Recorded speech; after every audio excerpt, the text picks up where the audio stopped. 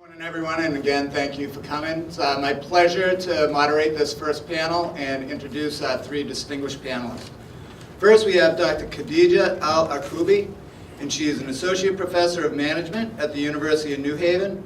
She received her PhD from New Mexico State University in business administration with a specialization in human resources management, where she also minored in counseling and educational psychology. Khadija has significant academic and professional international work experience. She held academic and professional jobs in Morocco and Dubai. She's worked as a consultant and corporate trainer in Dubai and is an officer in the Moroccan Ministry of Public Works. Khadija received multiple awards throughout her academic career, such as the Academy of Management's Award for the second most promising dissertation in the area of management, religion and spirituality, the Fulbright Hayes Grant for the project, Global Classrooms and Cultural Connections for the 21st Century Learners, Morocco's Bountiful Perspectives, and the Chevening Scholarship. She's well published with 13 articles in refereed journals and books, 15 articles in refereed conference proceedings, and 10 presentations at refereed conferences. Khadija serves as an ad hoc reviewer for many journals, such as the International Journal of Human Resource Management, the Journal of Business Ethics, Equality and Diversity and Inclusion, and an International Journal in Human Relations. Khadija is a native Morocco. It's my pleasure to introduce Dr. Khadija Al-Karroubi. Our second panelist is Dr. Morris Kalliny. He was born in Egypt, where he spent the first 18 years of his life, after which he moved to Lebanon to attend college. In 1998, Morris came to the United States, where he obtained an MBA from Northwest Nazarene University and a PhD in International Business and Marketing from the University of Texas Pan American. He's currently an assistant professor of international marketing at St. Louis University. Morris's research focuses on Arab culture, with recent focus on the Arab Spring. Morris has published more than 35 journal articles and has been a frequent speaker at various TV news channels, radio, and newspaper outlets, in addition to speaking at various schools such as Washington University in St. Louis, Webster University, and Tel Aviv University, in addition to many other academic conferences. It's my pleasure to welcome Dr. Morris Kalliny. And our third panelist is our own Dr. Mordechai Gordon, who is a professor in the School of Education here at Quinnipiac University. Professor Gordon obtained his master's and PhD from Columbia University and has been teaching at Quinnipiac since 2001. Dr. Gordon's background is in philosophy, psychology, and education, and his research often explores the intersection of these three disciplines.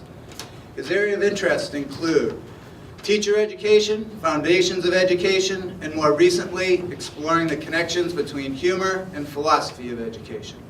Dr. Gordon is a widely published author and has written 4 books, over 20 journal papers, and presented at over 30 conference papers. Dr. Gordon has also served in the Israeli Defense Forces, where he served as a paratrooper. It's my pleasure to introduce Dr. Mordechai Gordon. And I'm Sean Reed. I'm the Associate Dean in the School of Business, and as the moderator for this panel, I just want to go over the basic ground rules of how this is going to run. We'll start off the panel discussion, giving each one of the panelists 5 to 10 minutes to make some initial comments and chub in the waters and get your intellectual curiosity bubbling. And then hopefully the majority of this session will be me moderating question and answers for the panelists to answer those questions that may come up when you hear their opening remarks. And with that, I would like to turn over to the initial remarks for our first panelist, Khadija Al-Karroubi. Thank you very much.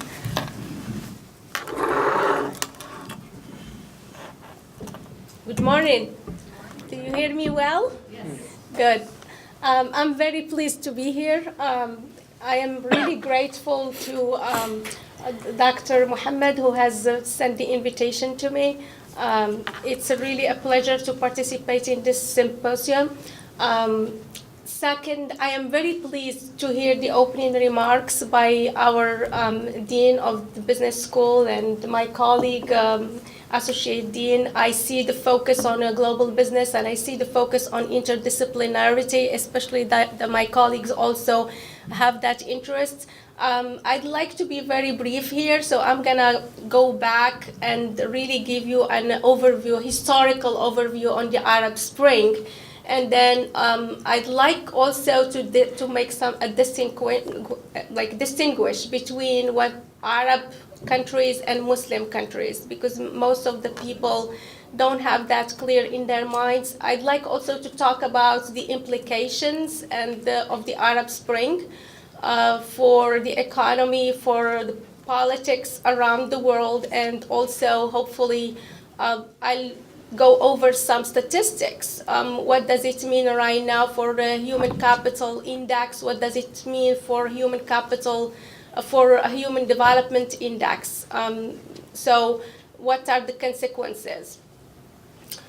So let me go back to tell you the story of what happened exactly in late 2010 when we heard about this young Tunisian who basically decided to set himself on fire after being humiliated by a police officer.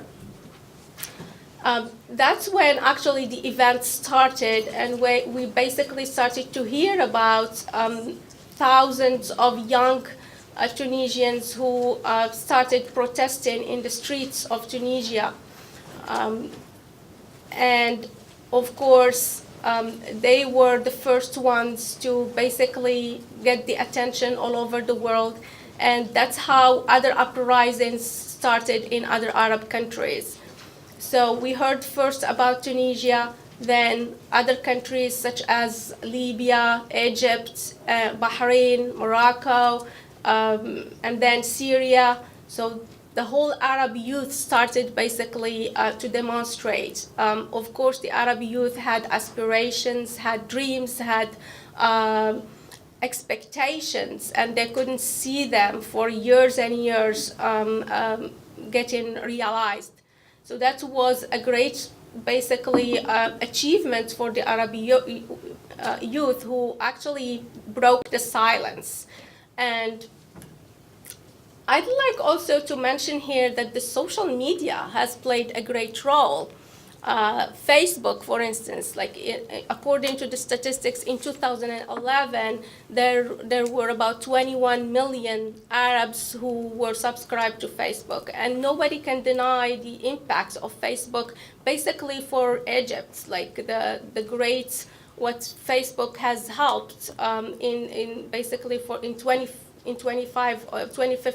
of January, where many Egyptians went to the streets and leaderless, basically, protests that were mainly accomplished thanks to Facebook and other social media.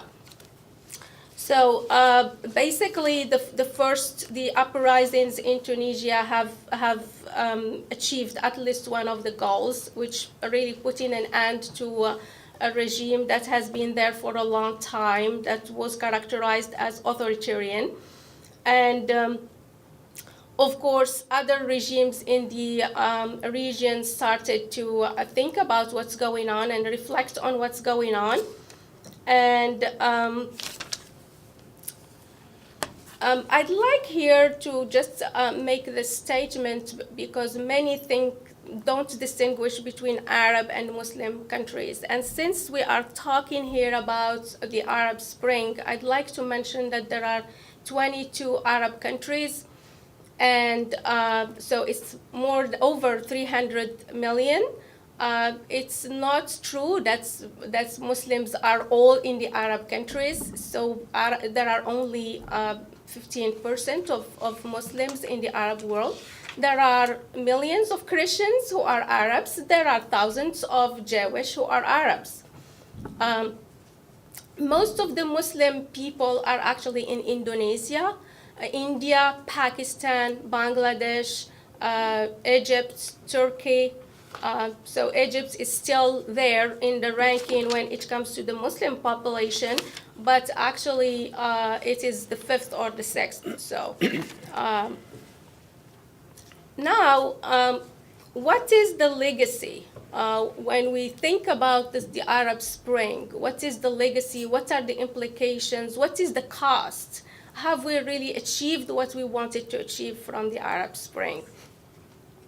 So I'd like first to say that the Arab Spring has undermined the stability, the myth, because most Arabs and most young people in the Arab world were thinking that where there is this authoritarianism that we can never break, there is this political situation that we have to accept.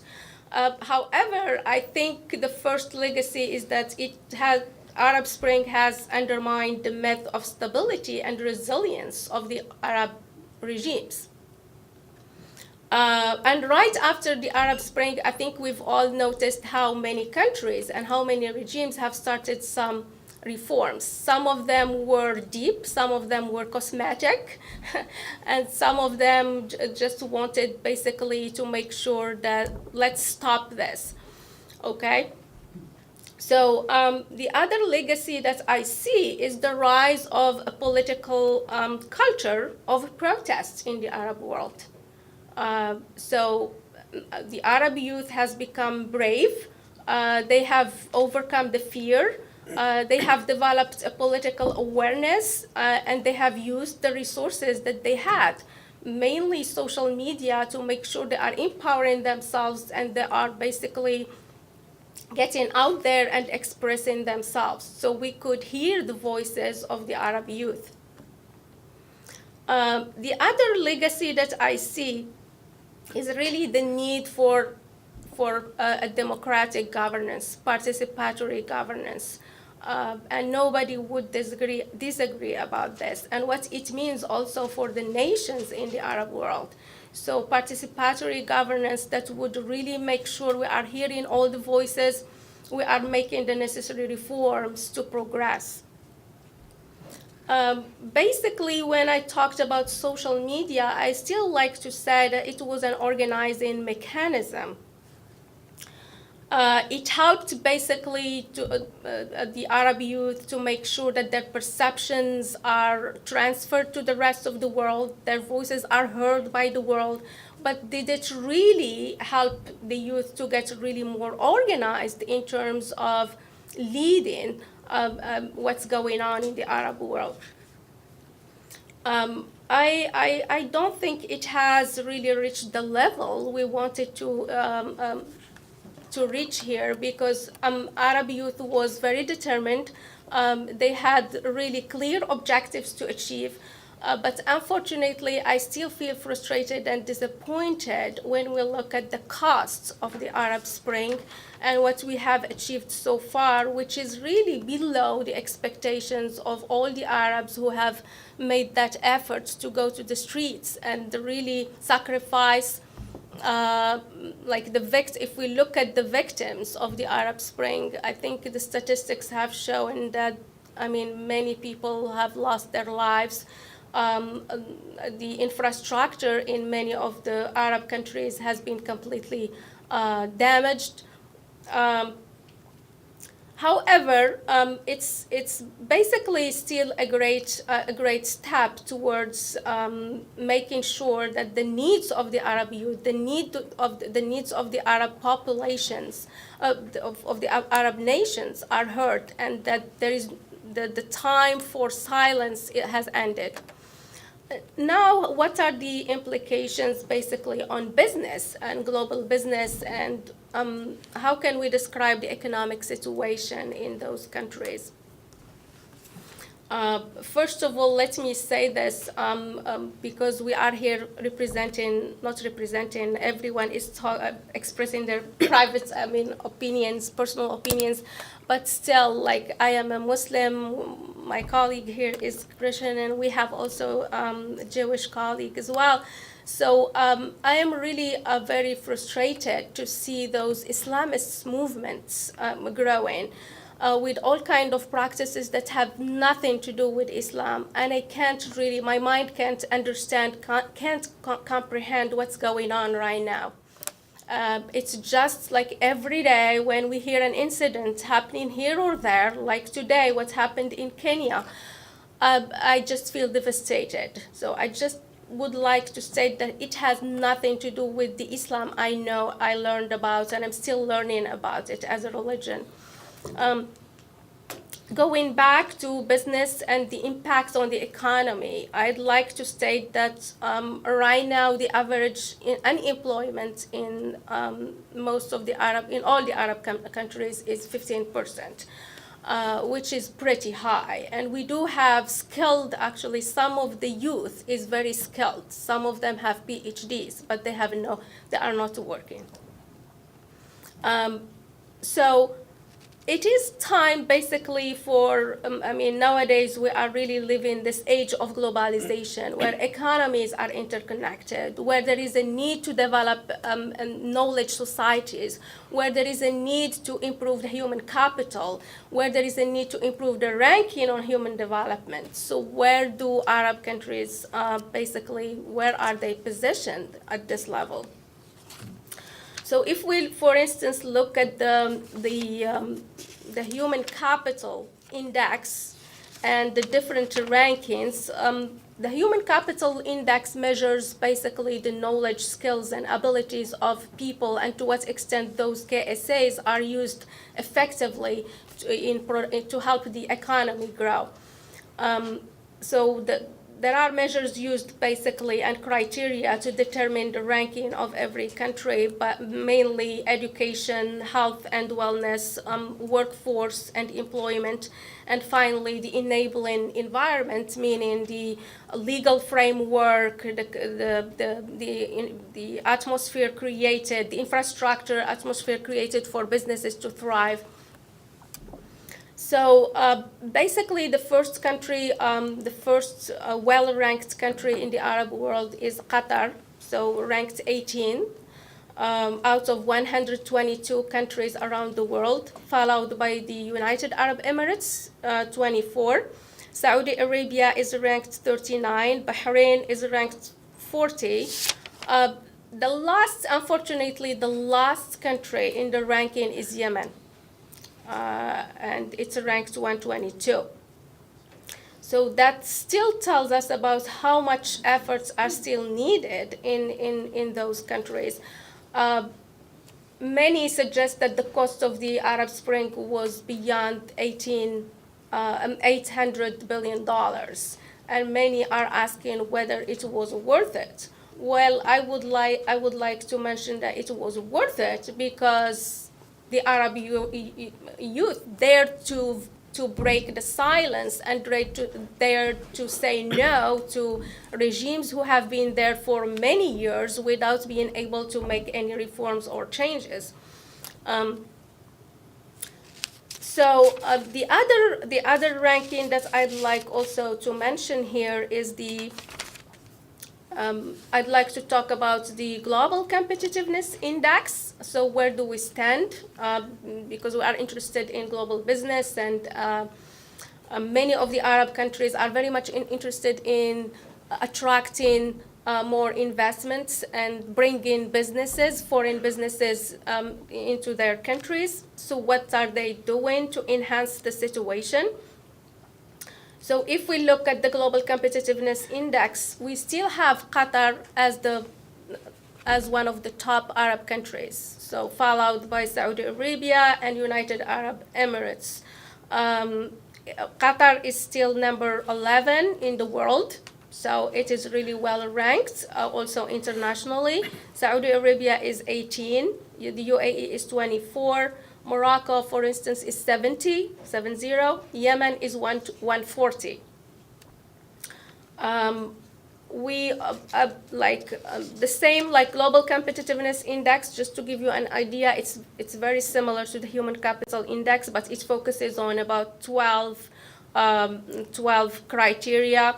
Among them is the institution, to what extent the institution, the government is really creating an atmosphere that is conducive to competitiveness, to attracting foreign investment, the legal, for instance, framework, the administration, how many days, for instance, it takes to create a business in a country. The infrastructure is very important too. The stability. So now that we look, I think the dean of the business school has mentioned the stability and security. To what extent do we feel safe going there as a business or as individuals?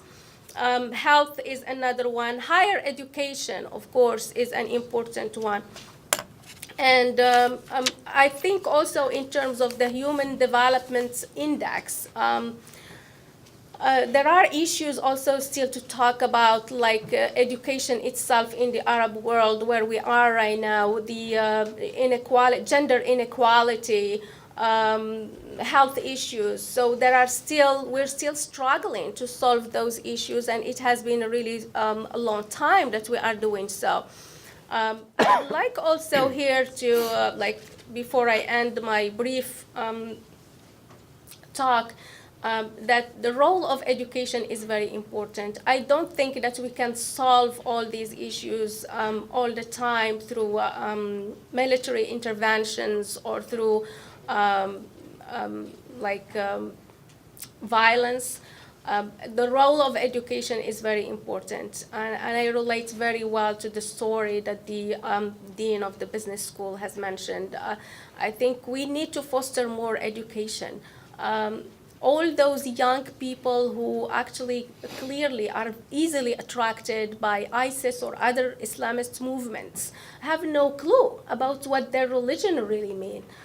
They are really living in despair. Their social situation, the lack of employment. They are struggling with lots of issues related to identity, related to economic constraints, related to all the discourse that's out there. So they are really struggling with all these issues. And what are we doing to educate all these people? How are we really reforming also the educational content in universities, in schools, in some Arab countries have actually reduced religious studies in primary schools, in secondary, and also in higher education. So are we really, now we see those Islamic movements who are really growing. And on the other hand, I see that the intervention is just either military or I see violence there. The only way we can really effectively try to reduce the impacts of these Islamic movements is through education, through training, through raising awareness about religion itself. I taught in Dubai. I taught females mainly at Zayed University, and I could see how the understanding of Arabs, of Islam, is completely different. The interpretation is completely different. I realized how different is the Arab world, how countries are different. Although we share the same language, so Arab countries share the same language, and they share the same history, but understanding are completely different of the religion. There are cultural traditions in every single country. And when discussing with my students, I realized that what's really a cultural tradition has become religion. Or they would tell me where this is in the religion. I say, where is that? Where do you get that from? There are main resources that we should look at when to develop an understanding of Islam. Basically, Quran as the main source. We have the sayings of the deeds of all our prophets, may peace be upon him, and we have what we call exerting really the effort to innovate and really study what's going on around us, and we can always relate to what happened earlier and find out solutions to the current problems. So I was completely surprised there to see how my students there had quite different understanding, interpretation, also coming from different family backgrounds there. They were taught differently, different things about Islam. So I still believe that the way to empower is education and training in the Arab world. And with that, I thank you for listening. Thank you very much, Khadija. And I do apologize for the distraction of having all the students walk in as you were beginning your remarks. But the way this session is going to be set up for the rest of the day, you may see that where all of our students, particularly the international business students, are being strongly encouraged to come and listen to the great words that the different panelists have to say. But they also have the constraints of their class, so there may be some in and out of the students throughout the different sessions, and I do apologize for that in advance. And again, thank you for your opening remarks, and at this time I'd like to turn it over to Morris for his opening remarks. Thank you. Thank you guys for being here, and I'd like to thank Dr. Elahi for the kind invitation, and Quinnipiac University for hosting this event. So I'm going to continue the discussion and build off of what my colleague, Dr. Khadija, has basically said. I'm going to walk you through why I think the Arab Spring is yet to come. Okay, please just notice, the Arab Spring is yet to come. So I'm going to talk about the outcome of the Arab Spring, or what has been called the Arab Spring, and I'm going to start with basically the negatives, and then I'm going to talk about the positives that have evolved. The reason I say that the Arab Spring is yet to come is because mistakenly that term was actually coined here in the US, in the West, unfortunately, and it was premature and it was too early to be able to make a judgment about whether this is going to be an Arab Spring or it was going to be a very dark, long winter. And in fact, 3 years ago, when I was interviewed, I said that this is likely to turn out to be a very dark, long winter for the Middle East. And the reason I said that is because I understand the Arab culture and I understand what it takes to basically build a democracy. You're not able to build a democracy overnight because democracy is extremely expensive and relies on building of institutions, which I'll talk about later. But let me start by first looking at what's going on in the Middle East today. Basically what we have is a bunch of failed states that were very stable before. They were not a democracy, but they were stable. Their economies were stable, were not great, but were stable. And if we look at those states, including Syria, Iraq, and Libya, we see that basically it's going to take a very, very long time for those states to really come back where they were before. And the reason for that is because you've got a conflict within those countries today that is going to be virtually impossible to really resolve in a way that is going to be satisfactory to all people that live within those regions. Why? Because the Middle East now has been more fragmented than it has ever before. And to build that coalition again is going to take a long time. Look at Syria, for example. You've always had a bit of a conflict under the table between the Shiites and the Sunni Muslims within that country, but nonetheless they have learned to live together, and the government has been able to maintain peace and order, if you will. And while they were not perfectly happy with each other, they learned to live with each other. Nowadays, it's going to be almost impossible for that to really happen again. And the reason for that is, if you understand the Arab culture, and if you know that your honor has been touched, and if you know that blood has been shed, then you know to recorrect or to correct all these aspects is going to be extremely difficult, and it's going to take a very, very long time if it ever actually happens. So therefore, as a result, for the Syrian people, they're going to continue to have that conflict within that particular country because of the religious divide. If you look at Libya, for example, again, you're going to also have that divide, but it's not based on religious, it's now based on tribal, which also, if we understand the Arab mentality, we know the tribal issues are extremely important. You cannot eradicate that Arab mentality, that tribal mentality, because the tribe almost becomes more important than the country or nationalism itself. So how are you going to be able to replace that? And of course, there's a fight over resources.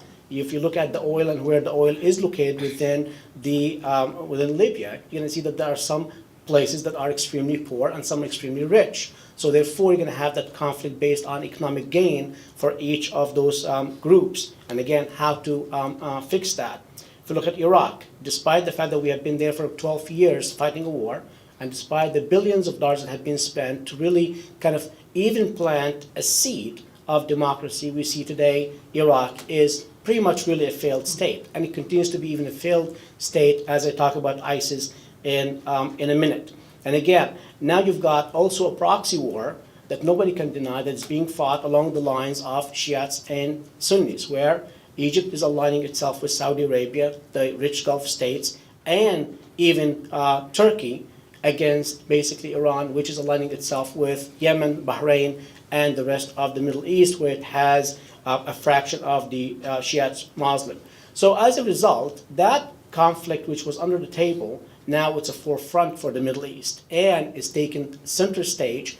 And the problem is, all these countries are willing and wanting to commit as much resources as possibly available, which is going to take away from building their economies, building their institutions, which means it's going to take only the Arab world much farther back in order to be able to build their democracies.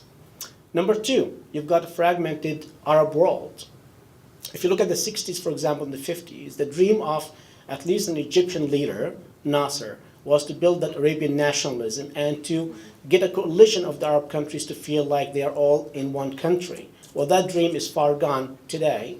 And if you look at the animosity between the Arab countries, you'll see that it's actually, there's more hatred between some of those Arab countries than to the outside world. For example, if you were to take a survey today in Egypt, which is the largest Arab country in the Middle East, you'll see that pretty much Turkey and Qatar has become probably the two most hated countries in the world, pretty much, for the Egyptian population or the Egyptian state. And that's because of the different ideologies that have basically emerged and different objectives for each of those states.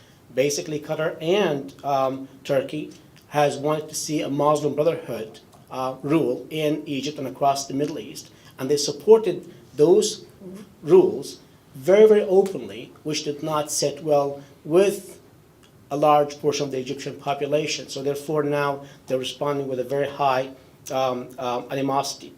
Third, you've got a broken economies. Egypt basically was on the verge of bankruptcy just a few months ago. And the only reason that Egypt's economy is still ticking and the government is able to meet its financial obligations is because of the billions of dollars that have been flowing from the rich Gulf states. Now, a good question to ask is why? Why would Saudi Arabia, United Arab Emirates, and Kuwait, for example, spend all these billions of dollars to support in the form of a subsidy in some form and in the form of investment in Egypt? Because the Arab world also has been broken so much and has been weakened so much by the Arab Spring to the point that now there is no clear leader. The Arab world needs a clear leader to set the objective and to set the tone. And I don't say this because I'm biased to Egypt, because I'm an Egyptian, but that's the reality. Egypt probably is the only country that can hold that responsibility because it has the experience, it has the population, and it has done so before. Also, if you look at the religious conflict that's taking place, Egypt and Saudi Arabia are the only two countries that can basically balance the situation between Iran or the Shiites and the Sunnis.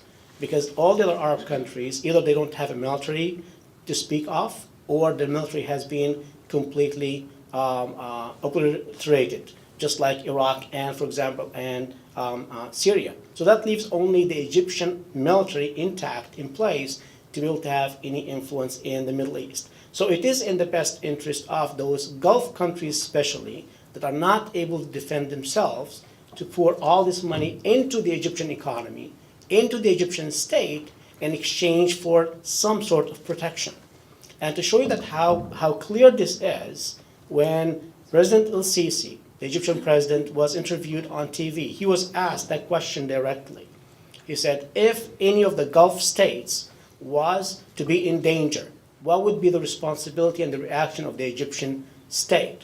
He said, we would respond, and it will take us only the time that our military will get from our location to that location. That's how soon the Egyptian military would basically respond. So you've got a broken economy in Egypt, you've got a broken economy pretty much across all other countries in the Middle East, except those naturally resource-rich countries such as the oil-rich countries, which their economy is about 70 to 80% based on an oil economy. So therefore, they have been impacted, but not to the great extent that Egypt and Yemen and Sudan and Libya have been impacted. You also have another issue that has become a result of the Arab Spring, which I put this in the negative in some sort, and that's an arm race. There's an arm race today within the Middle East, which is more than ever before. And if you link this to the talks that are taking place today between the US, France, and the rest of Europe, and Iran, you could also put this in a context. In other words, we're coming at a very critical time in history of the Middle East, and we're telling Iran, put off your ambition to build a nuclear weapon. Today, Iran needs to build a nuclear weapon probably more than any other time in history. It's just the way it is. Because that conflict, the religious conflict, has come to the front, and nobody is denying it anymore. And everybody is trying to get the upper arm in terms of how can I be successful in that conflict. Egypt, for example, despite the fact that it does not have a penny, they went and they signed a deal to buy about 25 fighter jets from France for about $6 billion. They don't even know where that money is going to come from. But nonetheless, they went and they signed the deal because they're desperate for as much to build their military as possible. Again, what is going to be the implication of all of that? You are diverging resources from a much needed broken economy, building institutions, and building a country to basically putting the money in an arm race, which you might or may never use, right? And we know the outcome of that, or the payback of that, the return on investment, is not going to be anything that is going to really build an economy. So there's going to be a problem. Let me talk about the positive a little bit, so I'm not all kind of negative, and I'm taking all hope away, because I think there is still hope. Number one, freedom. Freedom of speech, freedom to think, freedom to actually talk and discuss. You know, I used to go to Egypt before the Arab Spring, and after I went to Egypt, after the Arab Spring, there was definitely a different country completely. Before, it used to be that you never talked about politics. And the reason for that, there are really several reasons. Number one, it was not safe to do so. Number two, there was really no objective to be achieved, right? In other words, everybody was just hopeless. And it doesn't matter how much you talked. You knew there was no change that you could look for or hope for. So what was the point? But after the Arab Spring, you could not talk to anybody, even the most common man on the street who does not have any education whatsoever in Egypt would stop you and talk to you about politics. They would know who's running for the elections and why they were going to vote for them or not vote for them. So that kind of have built the mentality, at least within Egypt, that they must be involved and they must be politically active. I like that very much, because I think that is a very important prerequisite to building a true democracy. There is also an understanding of democracy that's evolving.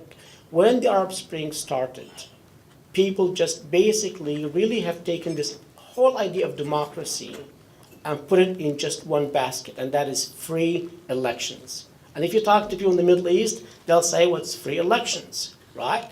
To the point that if you say, well, what if X, Y, and Z was to be elected by the majority? Can that person do X, Y, and Z, even if it's illegal? They'll say yes, because that person has been elected by the majority, right? The majority basically rule. The idea of respect for minority rights is such a foreign concept in the Middle East that it brings great concerns to somebody, especially like me, who is a minority in the Middle East as a Christian. So the country has engulfed itself for the last 3 years about a discussion of what that actually means. What does it mean to be a minority? What does it mean to belong to a minority, whether it's a religious minority, a racial minority, an ethnic minority, but not a minority in terms of rights? That is such a foreign concept in the Middle East, but people are starting to basically understand that. So I like that very much. And I like the fact that they are moving beyond the idea of just having an election. Democracy is much more than just having an election. Third, building institutions is also extremely important. And especially in Egypt, they are starting to understand that. They're starting to understand that democracy is not, again, the fact that you're going to allow people to free speech and let them discuss and debate and let people run for elections, and once you elect those people, then basically you've got a democracy in place. Democracy can never take place without actually having the support of real institutions that are going to support that. For example, the rule of law, right? That is extremely important. Freedom does not mean that you do whatever you want without any consequences. And I bet you, if you have talked to a lot of people in the Middle East, when all this unfolded, they would have told you freedom means that you basically, as long as the majority agrees to it, then you do it, regardless whether you are going to oppress other people, regardless whether you're going to step on the freedom of other people. If it's the majority rule, it's the majority rule. And the minority have to just suck it up and just live with it. That is changing.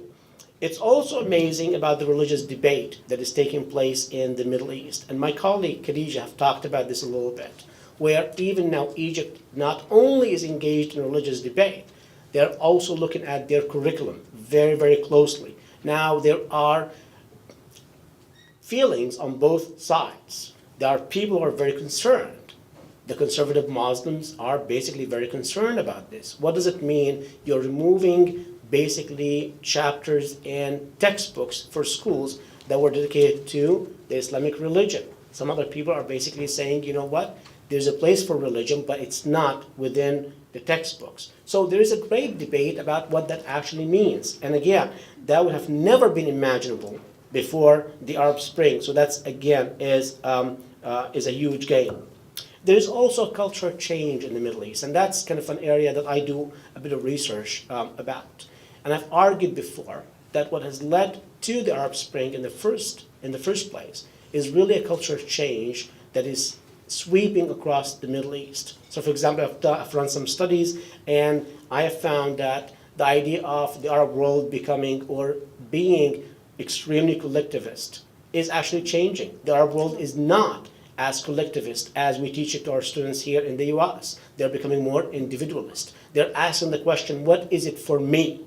What am I going to gain? Not what my country is going to gain, not what my group is going to gain, not what my tribe is going to gain. That's a complete changing of mentality, and you act differently based on that mentality. Let me tell you about one thing to just kind of show you the change in that mentality and how culture change is extremely important for the Arab Spring to ever actually happen or take place. Egypt this year has honored a woman who was dressed like a man for 42 years. Now, I know you're wondering, why? Why did she dress like a man for 42 years? It wasn't by choice. It wasn't because that woman was a gay. It was because of culture. That woman has lost her husband at a very young age, and she had a baby to raise, and she had no resources whatsoever. So she had to either go in the streets and beg for help, or she had to find a job. But because of the culture in the Middle East is so oppressive to women, and is so destructive of this 50% or more of the population, that we shut in the homes and we don't let them out basically to compete for jobs and bring a few dollars or a few pounds to help the family. Her only choice was to disguise herself as a man, to be accepted in the workplace. So she would dress as a man, she would leave the house, she'll go to a different town, and then she would work, and then she'll come home and be a mom to that child. Can you possibly imagine dressing in that way for 42 years just to go to feed your family? That's what I mean by the culture determines pretty much everything. It's the mind, it's the mindset. That is changing. For Egypt to come and say, I'm going to honor somebody like this, there's a cultural change. That is basically saying it's okay for women to go to work. It's okay for women to run for the elections. It's okay for women to have high positions. And if we capitalize on that resource, which has been kept in the shadows for a long time, you can imagine the economic prosperity and gain that will be gained. I'm going to stop here. I think I've exhausted my 10 minutes to allow my colleague to also say a few words, and then we will open for questions. Thank you. Thank you. And I'm going to actually pass the microphone behind you so you don't get wrapped up in the cord. You do share and play nice. Yes, we'll try. Do you want me to start? I do want you to start. Okay, so once again, welcome everybody and good morning. I have to confess that I feel a little out of place in this panel because I have no business background and I'm not even an expert, although I was born in Israel, I'm not an expert in Middle East politics. So I'm a little at a disadvantage here, but I am an educator. So what I'm going to do is, after sharing something, I'm going to mainly ask questions. So I've prepared about 5 questions that I'm going to share, and maybe it could be a good way of kind of segueing into the discussion part. But what I'd like to do is share with you an excerpt from New York Times op-ed piece by Thomas Friedman that I think all of you know, that was published yesterday, only yesterday, that kind of compares the autocratic regimes in Asia, like China and Singapore, to ones in the Middle East. I'm sure, you know, I won't share the entire piece, but only a couple of paragraphs, but I'll tell you in advance that he oversimplifies the situation, but there's a grain of truth here that I think is worth hearing, and it kind of connects to a lot of the things that were said before me. So let me share this with you, and then I'll move straight to my questions. Asian autocrats tended to be modernizers, like Singapore's Lee Kuan Yew, who just died last week at age 91. And you see the results today. Singaporeans waiting in line for 10 hours to pay last respects to a man who vaulted them from nothing into the global middle class. Arab autocrats tended to be predators who used the conflict with Israel as a shiny object to distract their people from their own misgovernance. The result? Libya, Yemen, Syria, and Iraq are now human development disaster areas. Some saw this coming. In 2002, a group of Arab social scientists produced the UN's Arab Human Development Report. It said that the Arab world suffered deficits of freedom, knowledge, and women's empowerment. And if it did not turn around, it would get where it was going. It would find out where it was going. It was ignored by the Arab League. In 2001, the educated Arab masses rose up to force a turnaround before they got where they were going. Except for Tunisia, the only Arab country whose autocrat was also a modernizer, that awakening fizzled out. So now they've gotten where they were going. State collapse in a cauldron of tribal, sectarian civil wars in a region bulging with unemployed, angry youths in schools that barely function. Or if they do, they teach in excess of religion, not math. This is in comparison to China and other Asian countries. He continues to say that, I read President Abdel Fattah el-Sisi of Egypt declaring that, quote, the challenges facing our national Arab security are grave, and we have succeeded in diagnosing the reasons behind it, unquote. And that was too little Arab cooperation against Persians and Islamists. So Thomas Friedman asks, really? Some 25% of Egyptians are illiterate today, after $50 billion in US aid since 1979. In China, on the contrary, illiteracy is 5%. In Iran, 15%. My heart goes out to all the people in this region. But when your leaders wait 70 years, the hole is really deep. So this is the excerpt that I wanted to share from the Thomas Friedman article, which leads me to 5 questions that I want to pose to my fellow panelists and to all of you. Number 1, can democracies be created in societies that treat women as second-class citizens, are anti-gay, and generally have little respect for human rights? Number 2, is the literal interpretation of the Quran, which is espoused by many of the Muslim clerics and leaders, consistent with democracy?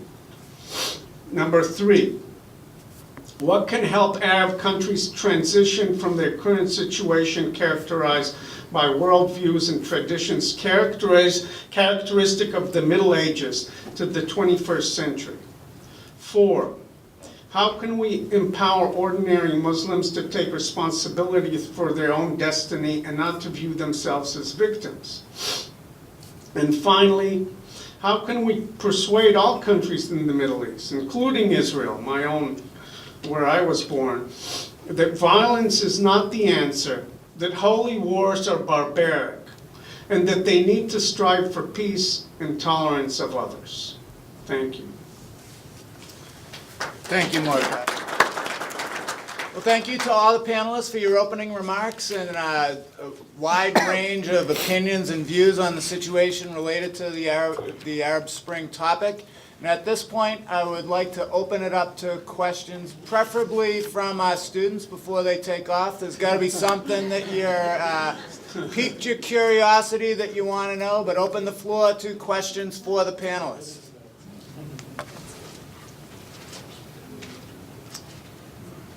Well, make me stop playing volunteer or victim. I have no problem calling you up to ask. Oh, look, they're all scattering. All right, well, I will then start. I will ask. Oh, we have one. There we go. Great. But I'll have an answer to your first question and like an opinion. I don't really know much about this, but from what was mentioned before, I forgot who mentioned it. I don't think, can you repeat your first question? My first question, can democracies be created in societies that treat women as second-class citizens, are anti-gay, and generally have little respect for human rights? Okay, well, based on my notes and what I've heard here, no, because I think Dr.Morris mentioned it before, not to understand a democracy, it's not only about like the freedom of speech and to think, or just to understand, to have free elections, it's also building institutions. So if the institution doesn't support women and people that, are homosexual, what was the other group you mentioned? Women, yeah. Just minorities. Underrepresented groups in society. If they're not going to support that, that's the beginning. Foundation of freedom to think. If they're not going to understand the basics, the small issues, then how are they going to understand democracy overall? Very good. Good point. Thank you. Yo, gotta go to practice. All right. Yes. So I would agree with what my fellow student said just now. And a further step was somewhere in your questions you mentioned the overweight of religion in these in the educational systems across the world. I think that also plays a role on the infringement of democracy in these countries. If we look at the birthplaces of democracy in history, we see that their downfalls came from a lack of allowing their people to choose and a lack of acknowledgement of these underrepresented groups within a society. If we look at education, it has been the catalyst for all of this economic development, for all of the development of democracy even, and then once those countries reach a certain size, take the Athenian democracy, which we all know as, the birthplace of democracy. The minute that Athens decided to start impeding on trade of its colonies, they started rising up against them. The moment that the Athenian government decided to infringe upon their people's education, they started rising up against them. And it wasn't just education, it was the fact that, maybe not Athens, but I know that, take Sparta for example, another area where democracy was more prevalent than once thought. Women had a lot more rights than they did in Athens, and that country rose up against Athens as the impeding force. I think it's equality in the terms of what we're able to do in our society plays a big role in not only democratizing these areas, but also opening them up to international trade and ending conflict with their neighbors. I think coming to a consensus, realizing that we're all the same, plays a big role in that. And I think it's important that we try to show that, we try to bring that message there without bombs, but with dialogue.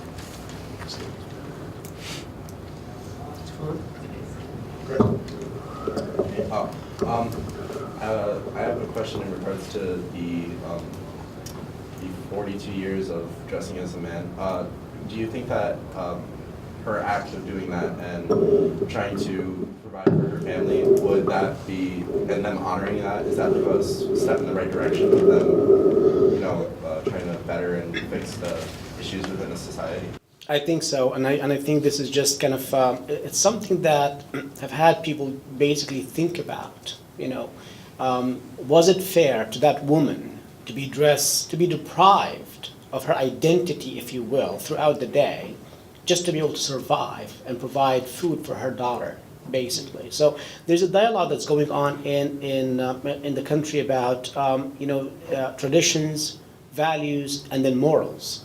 There is a mix of this where if you ask people about traditions, where you can make a judgment about without actually being ever engaged in is this right or wrong, they always put it in the sense of right and wrong, which means they mix traditions with morals. And there's a problem. There's a huge problem within that country or across the Middle East. So some education to really kind of show people there is a difference between what is moral and what's traditional will be extremely important, and I think we'll be moving in the right direction. Now, let me tell you what President El-Sisi said. President El-Sisi said something that would link into what the comment that you've said. He said something that nobody in the Middle East ever dared to say. He said that the Middle East needs a religious revolution. Nobody could ever dare say that statement. And of course, you can interpret that statement in any way you want, right? We don't know exactly what he meant, but I think what he meant was, it's going back to what my colleague, Dr. Khadija, has basically said, is going back to what Islam really is, and controlling how Islam is being interpreted, because you're having all this interpretation. You're having people who are basically saying, yes, democracy and Islam can coexist. There's no problem. And then you're having all this fighting and all this killing and all the atrocities that are being committed by ISIS in the form of saying, no, if you're not a Muslim, we're going to basically kill you. So how do you reconcile all of these ideologies, all these interpretations? There has to be one body that needs to basically form or act as a guide to the Islamic community, I hope worldwide, that people can rely on their interpretation, because that's currently missing, and that's a problem. And as a follow-up, if I may, this issue of, I like what you mentioned, and I relate well to that statement. First of all, let me say this. Although we have like a Muslim majority, for instance, in Morocco and in other Arab countries, what I feel is lacking is that culture of acceptance and tolerance and religious discussions that are really free of judgments. Like we can teach our students there in universities and even in primary schools and secondary about Islam. But what I would like to see as well, the right version of Islam first. Second, what do we teach about other religions around us? Like, for instance, Saudi Arabia, we have just if I talk about sects, like we have Sunnis and we have Shi'is. What do they teach about also Shi'is, their traditions, their values, their ways of living? Then Bahrain is another example. Other countries, like in Egypt, for instance, what does the civil society know about the different values, the different differences in the way people, are living their lives? That's one comment. Second one, all the Arab regimes have used religion. It has been used to bring more legitimacy to their power, to their regimes. I mean, all of you can remember in the Arab Spring how many Arab leaders or Arab Islamic leaders, right? Yeah, not Islamic leaders, but people in the regimes. How many of them they actually relied on some of the most known people in the country being like credible in terms of interpreting Islam, yes, and asking them to basically ask the population to stop what they were doing, using all kind of interpretations that have nothing to do with Islam. Islam doesn't tell people to follow a leader who is not himself following the religion, who is not himself giving freedom to people to express their opinions and make their voices heard. Doesn't give the right to this person to be completely living a luxury life in his or her corner, and really forgetting about millions of people who are living under poverty or who are illiterate, and we can ask other questions. A third point, we talked about discrimination issues, and I'd like to mention here, while we are talking about gender, and this story is very powerful to me, that happened in Egypt, I'd like first to state that we do have women in the Arab world who have proved themselves, who have been in politics, who have been in education, who have been in sciences, engineering, in other areas. And actually we have very strong also feminists movements in many Arab countries.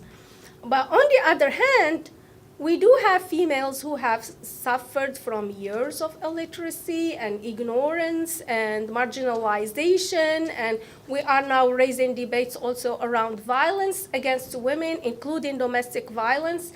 What is really lacking as well is this legal framework. Like here in the US, for instance, I teach human resource management, and I go over all the federal laws that prohibit discrimination against, the protected minorities and the protected groups.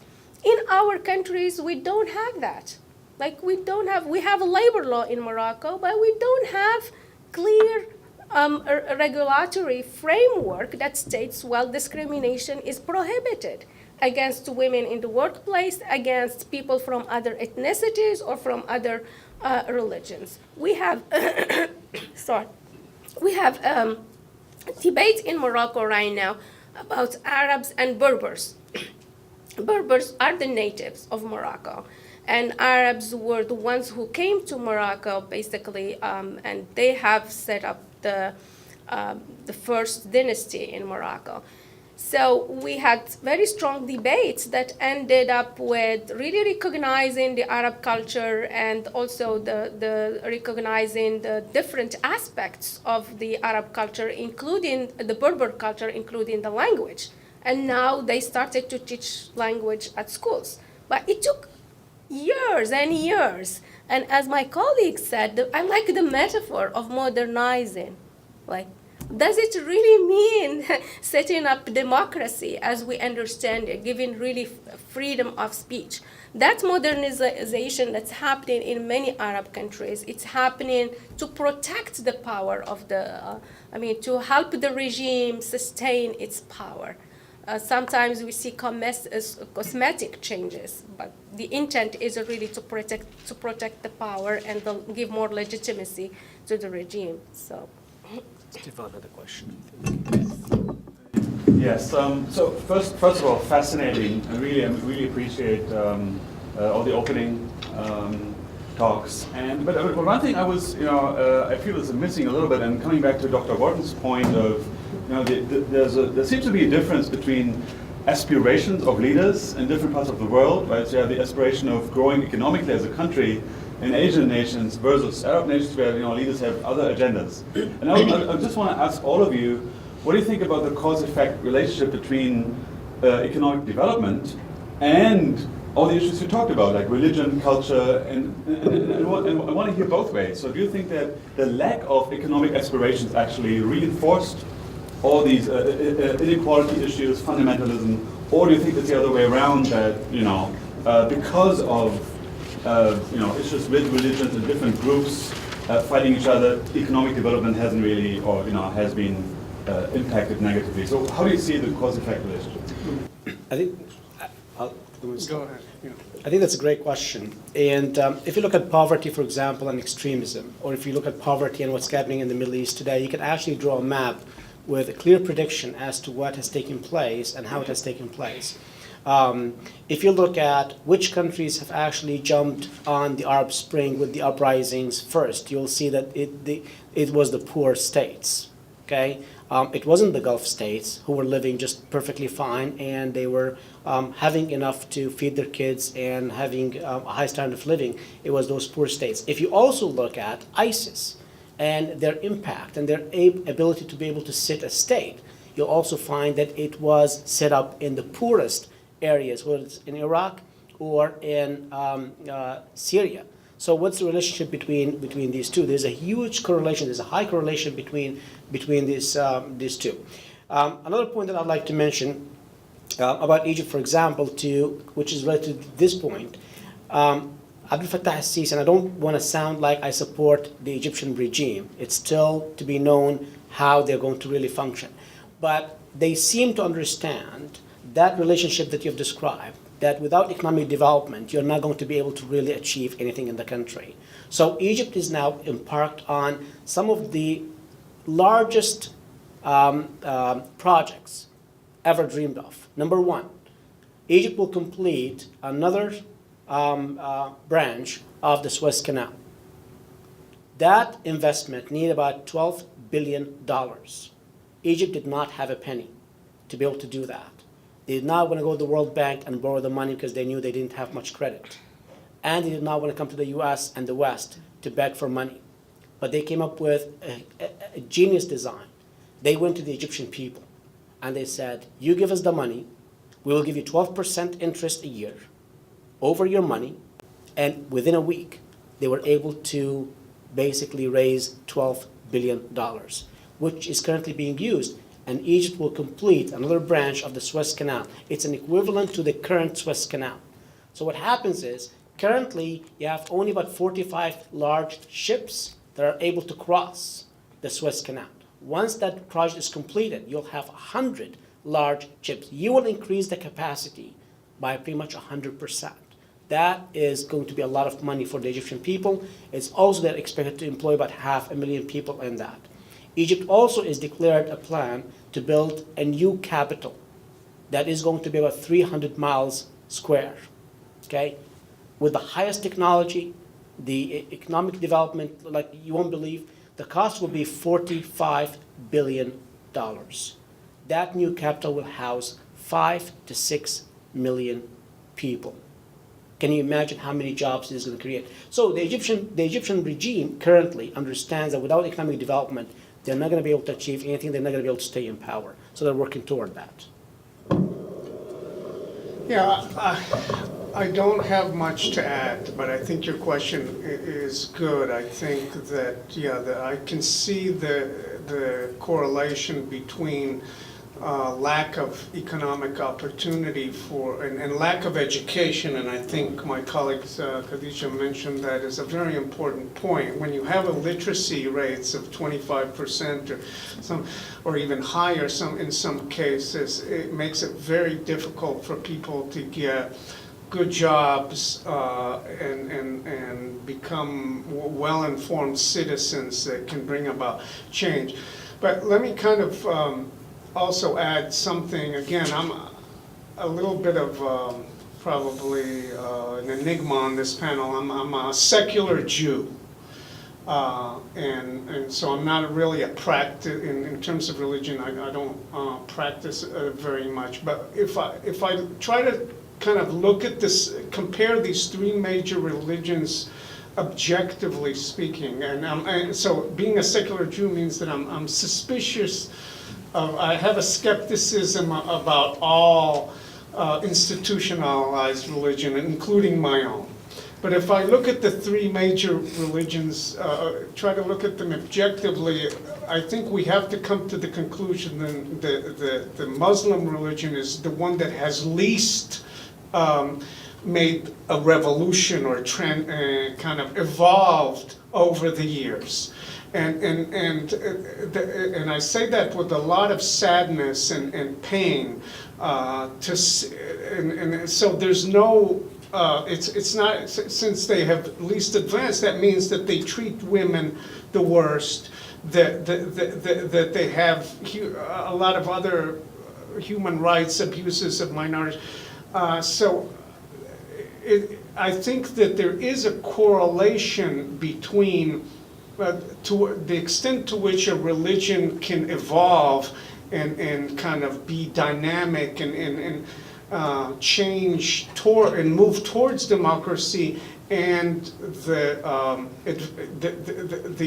economic advancement of its people, the educational opportunities, the equality of the situation. I mean, we were just here in Connecticut last weekend. We were having, my wife and I and son, we were having dinner in West Hartford at I think it was a restaurant, Afghanistani restaurant or Bangladesh.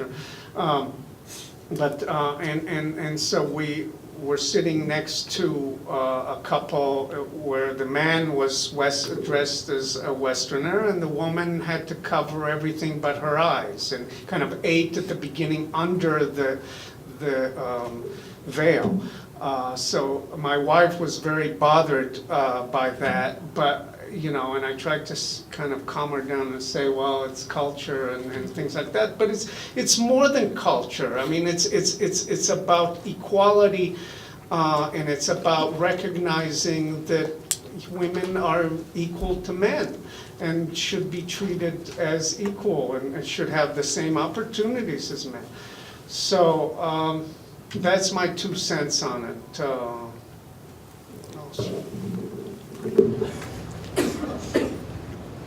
Actually, I have several comments. I mean, I'm sorry to say, but if you just blankly say that Islam purely discriminates women, that's not true, actually. I mean, if you just look at Arab countries, their religion and culture is so mixed, right? You cannot just separate and say that Islam doing it. Come back to on the other side, right? Malaysia, Indonesia, Bangladesh, Pakistan. We have 7, 8 head of state, women, right? I mean, in the US, you haven't had one yet. And there we have 7, 8 of them. So it's just blankly saying that Islam doesn't discriminate pure Islam. Right? What happens is that, naturally, is that people use, right, as I said, that some verses here and some verses over there, and then try to use it for their benefits. I mean, if you think in Islam, women were the first time given, at that time, 500 AD, right, given property rights. That time. I mean, now we're talking about now, in 19th century, that you're getting the property rights for women, right? And so, it's not blankly saying like that, number one. And actually, going back to your first question, can democracy be, that, it's like a chicken and egg problem, isn't it? I mean, democracy brings prosperity, or prosperity brings democracy. They go hand in hand. There are lots of research in sociology, political science, and economics on that. And it's a very inconclusive. I mean, how it's developed depends on the culture and the, the attitude of the people, and that changes, right? So it's really tricky to say that. Yeah,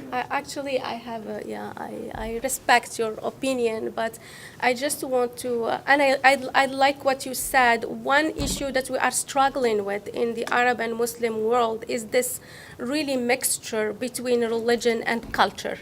And my area of research is spirituality, religion, and management, and I can see that in whatever research study I would look at. So there are lots of traditions, cultural traditions, that are taken to be Islamic traditions or values, which are not.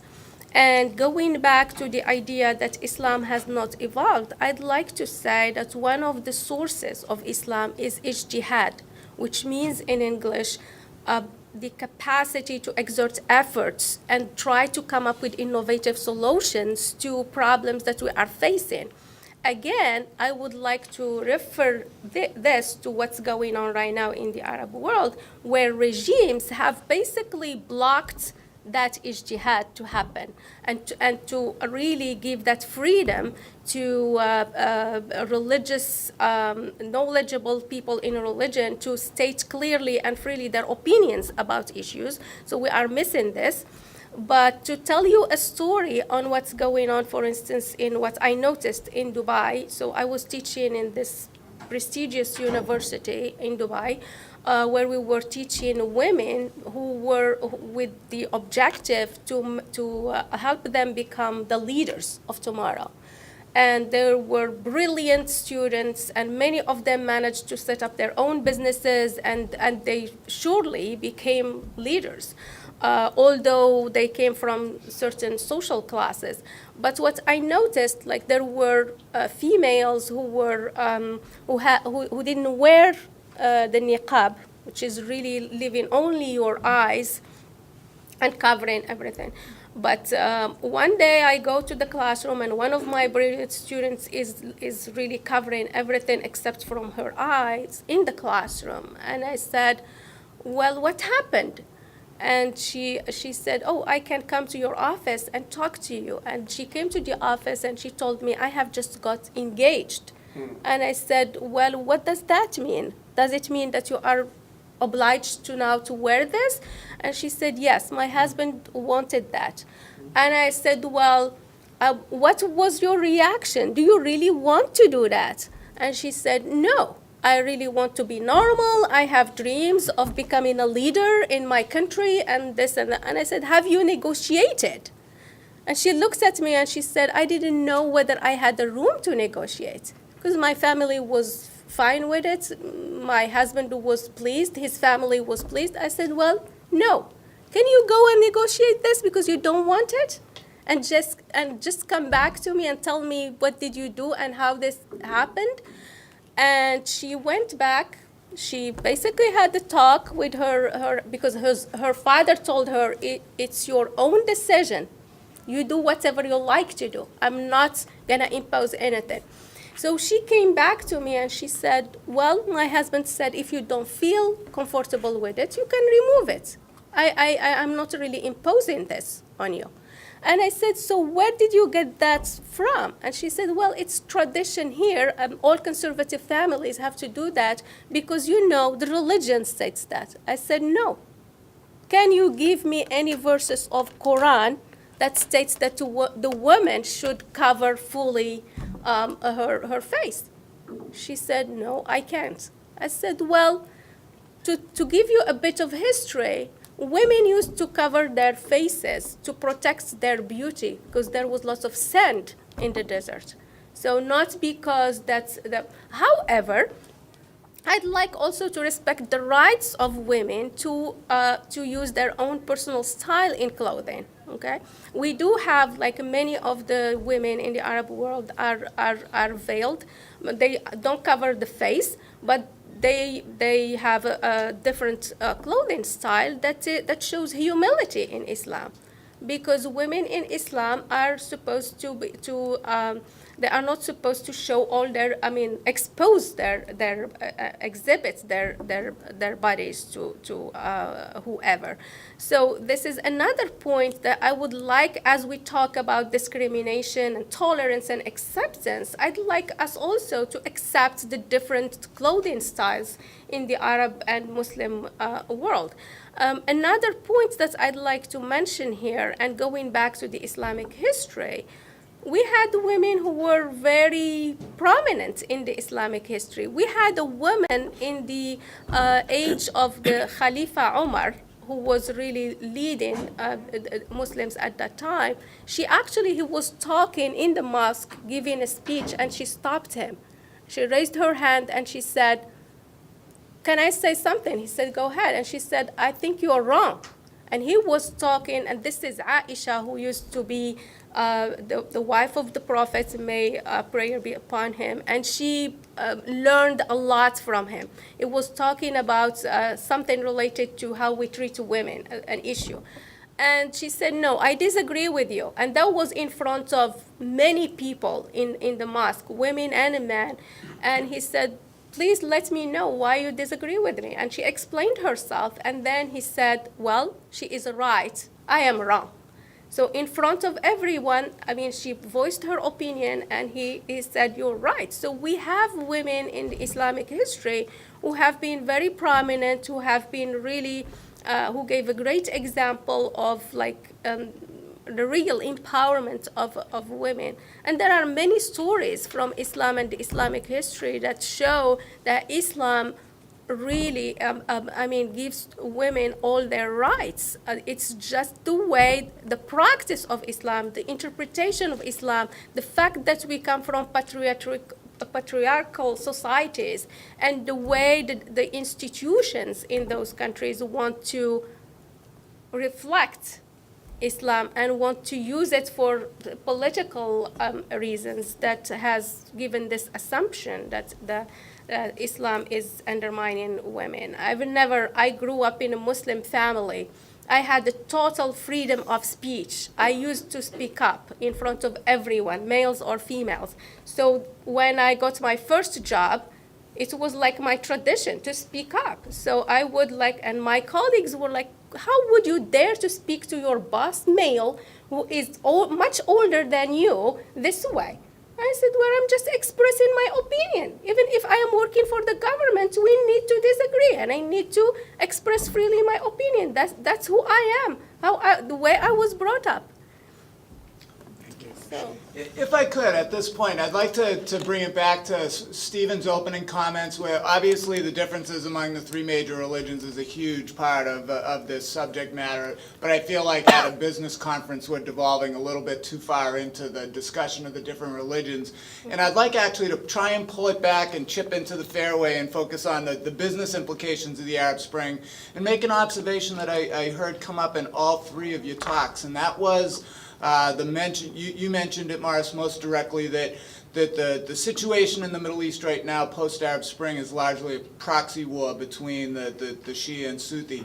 And in whether it's political economy or more of the national strategy type things, this discussion comes up with where it's not the proxy war with Iran supporting whether it's the Houthis in Yemen, the Alawites in Syria, the Hezbollah, and then the fracturing in Iraq, that it's not a religious war, it's an economic proxy war for economic dominance of the Middle East. And the strategic thinking is that if the Iranians can force all of these potentially strong Sunni-led governments throughout the Middle East to be fractured and fighting against these insurgencies and breaking them apart, that the Iranians will be more powerful economically and a more dominant economic hegemon in the Middle East. Could you comment on your thoughts on that?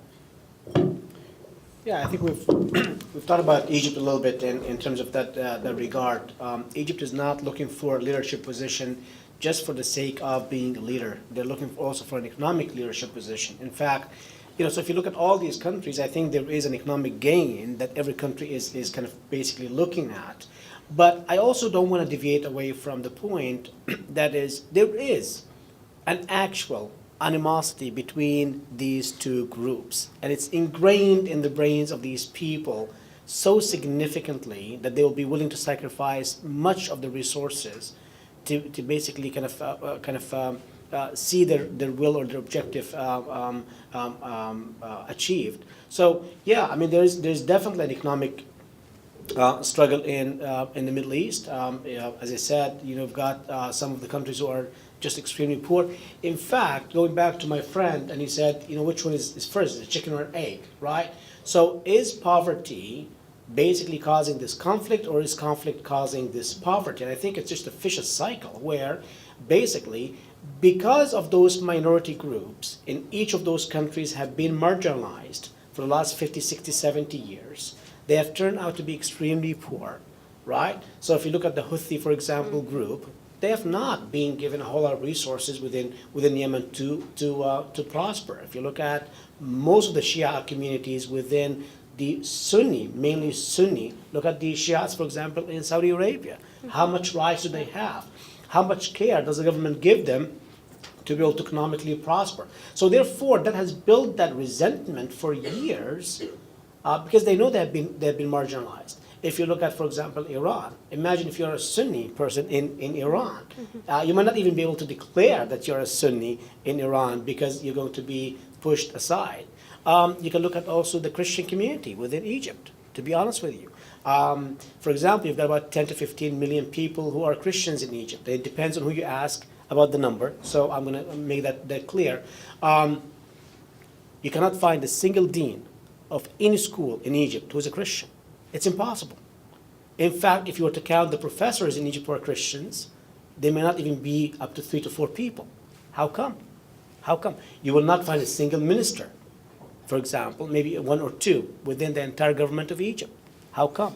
So is that based on intellectual ability? Does that mean that the Christian population is so poor in intellectual ability that they should not hold a position like this? What I'm trying to say is the religious fraction in the Middle East, because everything evolves around a religious decision, the economic disparity within that region is very much aligned as to who you are and which religion you belong to. And until we deal with that problem, it's going to be a huge problem, because if I have somebody who's a Shia, for example, in Egypt, and he could benefit the country, let's say he's a scientist, for example, okay? I'm going to end up either driving him out of the country because he's a Shia, or I'm going to end up killing his talent completely. And the overall economic impact of that is huge, because if that scientist is able to come up with just one invention that could maybe change, cure some disease or something that's major, can you imagine the economic benefit that the country is losing because of that? We have been bogged down in that religion. Egypt, for example, it makes me extremely sad to say that I cannot get a national ID in Egypt without having my Christian religion printed on it. Why?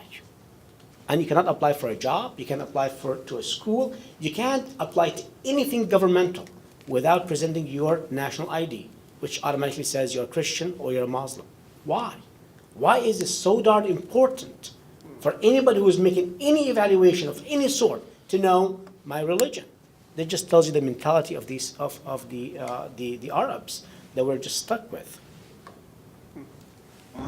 I have a question which is somewhat related to Sean's question. Actually, it's a two-part question. It seems that Iran and Saudi Arabia, they are both competing with each other to increase their influence throughout Middle East.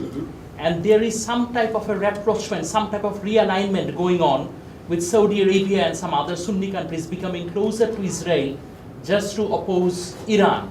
And Iran and USA, they are in the process of negotiating a nuclear deal, and the deal may be signed by 30th June. So my first question is, do you foresee any major changes in the US foreign policy? And the second part of my question, what does it mean for business, especially Western multinational firms? That's a good question. This question for Sean. You want me to tackle that question? Anybody can answer. Sure.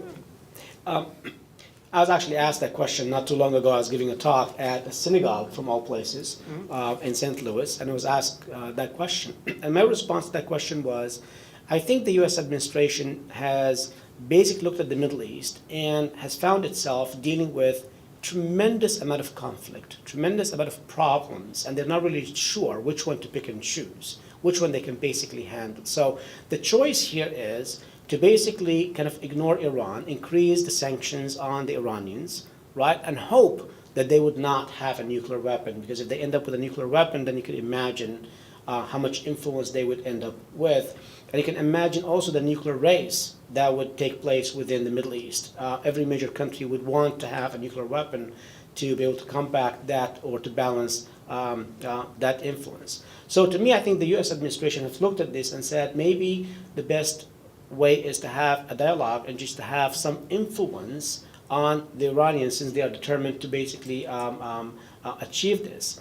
But then the U.S. has to really walk a very fine line between being able to negotiate with Iran and not alienating Egypt, Saudi Arabia, and the rest of the Sunni Muslim. So we'll still have to kind of see how the Iranians are going to respond to this, and we're going to still have to see if a deal is actually going to be signed. To be honest with you, I'm not very optimistic, and I'm not wishing either way, but I'm just saying that even with all the talks that are taking place, still a deal may not be signed off. The economic implications of this is going to be, of course, tremendous. Whether they do sign the deal or they don't sign the deal. Why? Because the Iranian people are very progressive. It's a very, very good market. And despite the fact that we have an economic sanction for years with the Iranian people, they are very well aware of the American products and brands. And there is a desire to consume those brands and products. And I've found this to be kind of an irony when I talk to Iranians who are here. They're able to actually discern between the American people and the American regime. And they're able to discern between their regime and their people in the sense that there is actually a large acceptance of American products within Iran.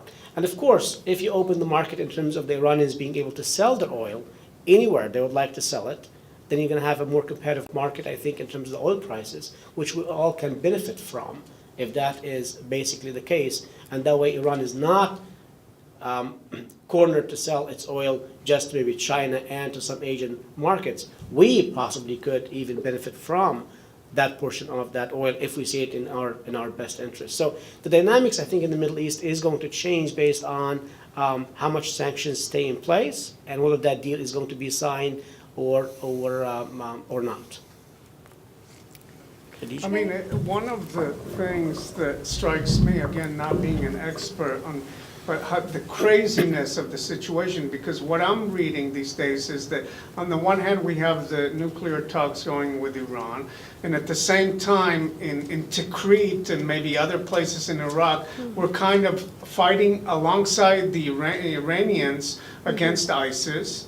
But if you look at another country, Yemen, we're maybe backing the Saudis against the Iranian-led rebels. So it's, go figure what, and I think, again, if you ask me about, I hope the talks with, although I think I'm not representing here the view of the government of Israel, but I hope the talks do succeed. And I see what Obama is trying to do is, he's a pragmatist. He's just like what he did with Cuba in a sense.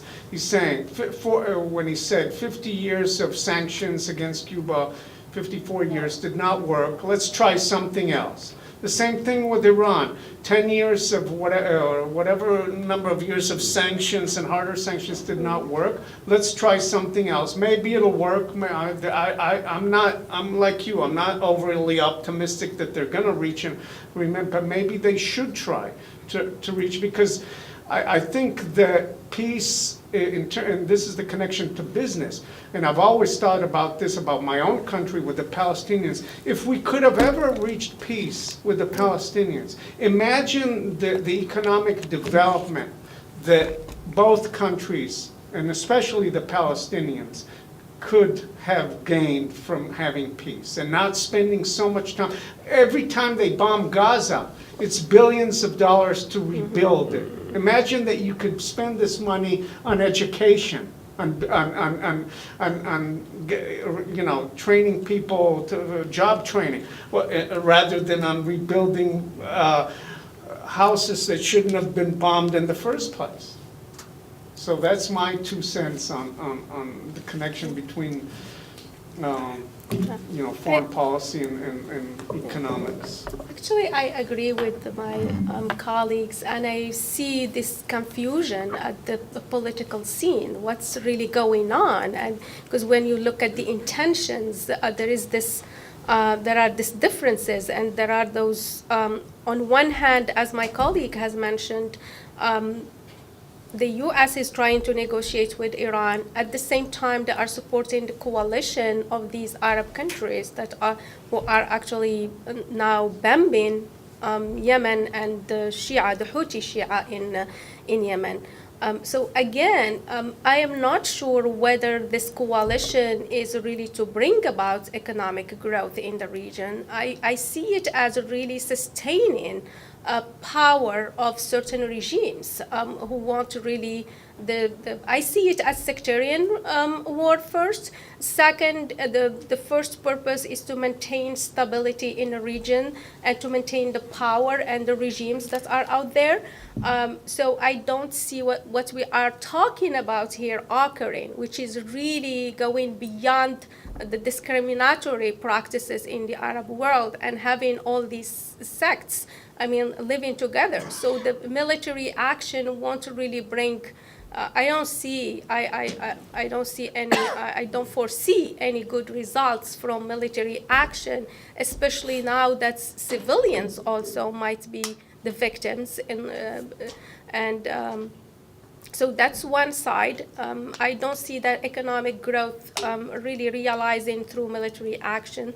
The second side for me is really how can we sit down as a coalition instead of talking about military strategies, to talk about education, training, fostering those conditions for people where they can thrive, and really looking beyond how can we have a place where, regardless of your background, regardless of your religion, regardless of your race or ethnicity, how can we build together the Arab world, which is something I don't see. I think the foreign ministers of the Arab world, and they have been, or the interior ministers, sorry, they have been meeting to discuss the military strategies and how to keep the region safe and stable. And I see them all the time agreeing when it comes to this issue, rather than opening a debate about the real issues,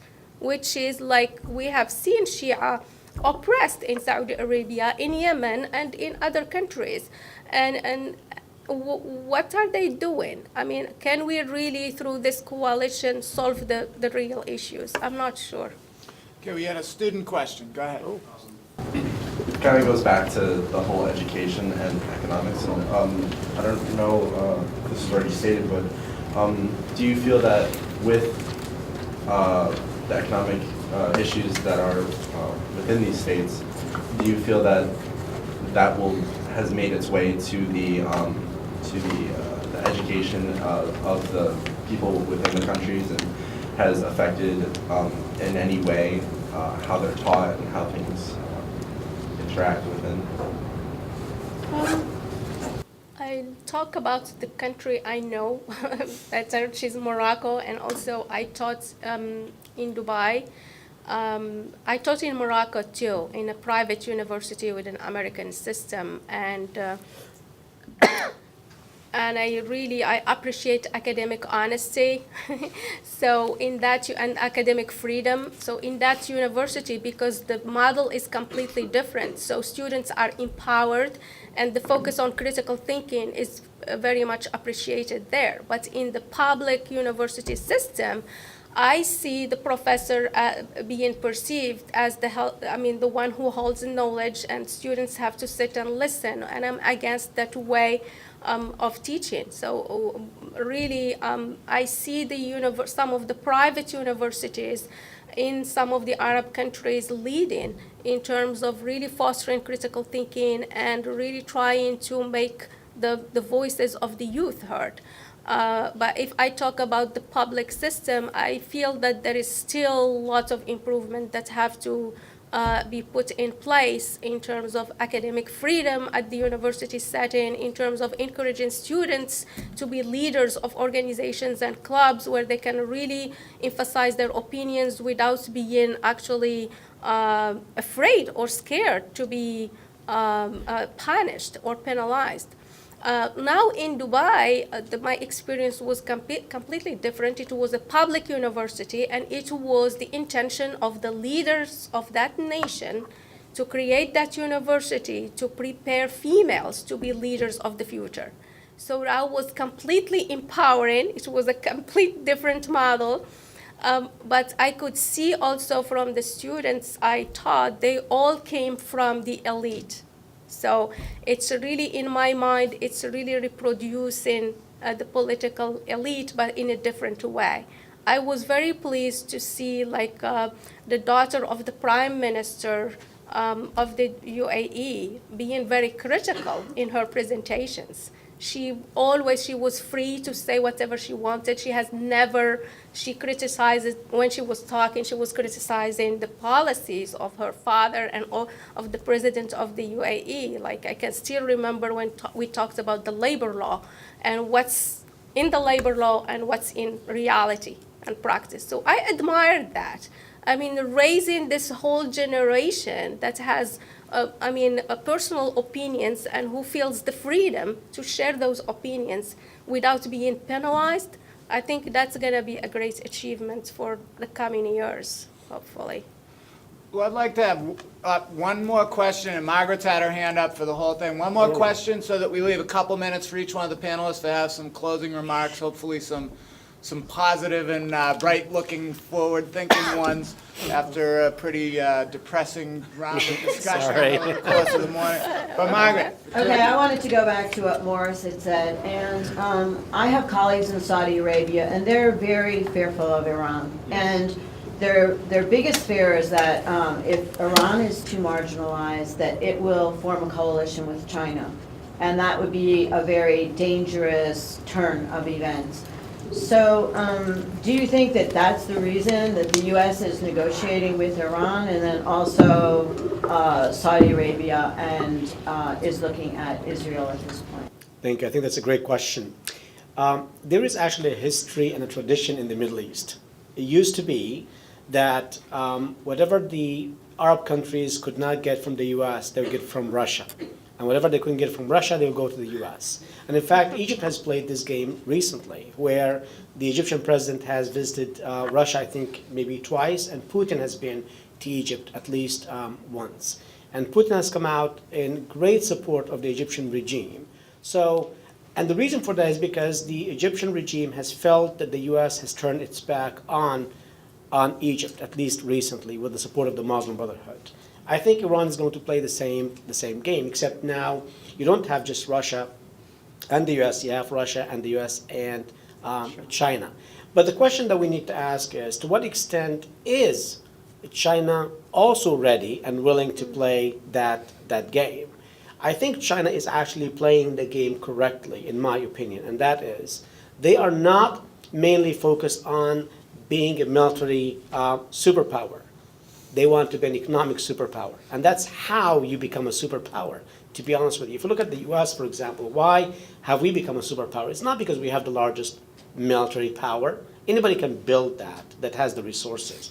But it's because we've built a culture of entrepreneurship, of brands, and that's why we own 76% of all worldwide global brands are owned by the United States, which means people have become dependent on us to solve their economic and their business solution problems. So China, I think, is busy doing that, but Iran may not have a whole lot of choice. That is kind of the problem. Also, the other problem that basically is folding within the Middle East, especially Iran, Russia is very much in support of the Assad regime. And there is an economic benefit behind that. They're selling lots of weapons to Assad. So it's in their best interest. Basically, he stays in power and he keeps on fighting. So as a result, you also have Russia, who could easily also support the Iranian regime as a result, which would leave the U.S. being completely isolated in terms of this two rising other superpowers. And I think as a result, the US is trying to kind of find a balance. How can I do this without losing face completely and without basically losing being a superpower with, with other players in the market, if you will. That's my 2 cents. Well, at this point, we have about 6 minutes left before we have to end this session so that they can get it set up for lunch and the campus tour. So what I'd like to do is give each one of you a couple minutes to, after synthesizing all the questions that were asked and the opinions of your fellow panelists, couple minutes for closing remarks to end this first session of the day. And we'll start with you, Mel. Mordechai? Yeah, and thank you. I actually have to leave very quickly because my class is going on without me. Oh, no. And unfortunately, my secretary was helpful in setting up something, but I have to run here to our other North Haven campus. But again, I just want to thank my colleagues here on the panel, and and hopefully I'll be able to join you for dinner and continue the conversation, and thank all the audience and some great questions. You asked us to be positive. I mean, I remain hopeful about education, about using economic maybe leverage as a way to kind of steer people away from violence as a means of settling disputes, towards negotiations, towards something that can really change the politics. Perhaps if the negotiations with Iran do succeed, it can kind of be a starting point for something that's a little bit more positive in an area that hasn't seen a lot of positive things in a long time.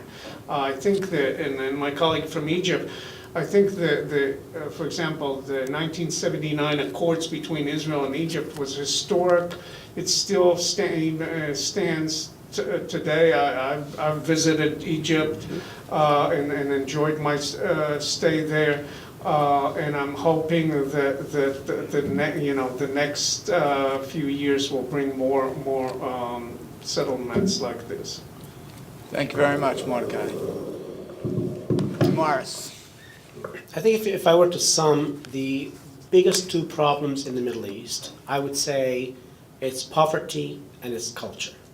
And the two, unfortunately, kind of go hand in hand, which means you can bring somebody, let's say you bring a Bedouin, and you give him $1 million, okay?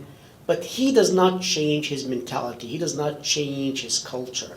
He will take that $1 million, he will put it in the tent, and he will do nothing with it because he has not changed his mentality. So therefore, you're not going to be able to achieve anything with that money. But imagine you bring a Bedouin, you send him to school, and you show him the value of education. You show him the value of progressive economy. You show him the value of being modern. You show him all the solutions that the world has produced through its innovation and entrepreneurship. And you say, okay, here is $1 million. Show us how you can basically use that $1 million to solve your problems and to make your life easier and better, okay, in some ways, and you raise your standard of living. Now you've got a combination that cannot fail. You've got a combination that's going to work hand in hand and then complement each other. So that's exactly, I think, what the Middle East basically needs. We have tried in this session to separate between culture and religion. But when I teach the culture chapter, basically, I put religion under the umbrella of culture. In fact, I tell my students, this is the largest, this is the elephant in the room. And you can change most of the other aspects of culture. So for example, you can change the customs and the manners and how we greet each other. But when it comes to religion, that becomes the biggest obstacle. How do you change something that people say is so sacred, they don't even dare ask the question, is this valid? Is this right? Is this really what I should be doing? So if you're not able to even ask the question, how could you bring some changes and some solutions to that issue? So the Middle East needs, especially the Arab world, needs to be brave enough to ask the question that El-Sisi has said. Do we need a religious revolution in the Middle East? In the sense that we engage in that discussion, in that debate, and we try to kind of separate religion from the educational system, for example, and we try to separate from the state, so we have a model just like, for example, like the US. I think this is going to be next to impossible, at least in the next 50 years or so, but I'm hopeful as the culture changes and as the mindset of the Arab people change, we might actually see this in the future, and I hope so. Great. Thank you, Morris. In the final 2 minutes, go to Khadija. Okay, so thank you first for being here and listening to us. It's been a great learning experience for me too. So I am very hopeful, and I will remain positive that many changes will occur, hopefully, in the future. The first critical and most relevant issue for me in the Arab world is governance. I am really hoping that political governance will change, will allow for lots of pluralism and diversity. So when I say diversity, I really mean it. Cultural diversity, religious, ethnic diversity. And if the people in the power are not attentive enough and mindful to what's going on at the level of the grassroots, I don't think we are going to reach it. But I am hopeful also that through education and through allowing the youth to engage in cultural discussions, I think we can overcome those problems. I'm not sure I agree with the secular system of doing things, but I would hope that universities and schools become basically the arena of rich discussions where the youth could express themselves about any topic, including religious topics, without feeling that they are going to be penalized or they are saying something against the regime.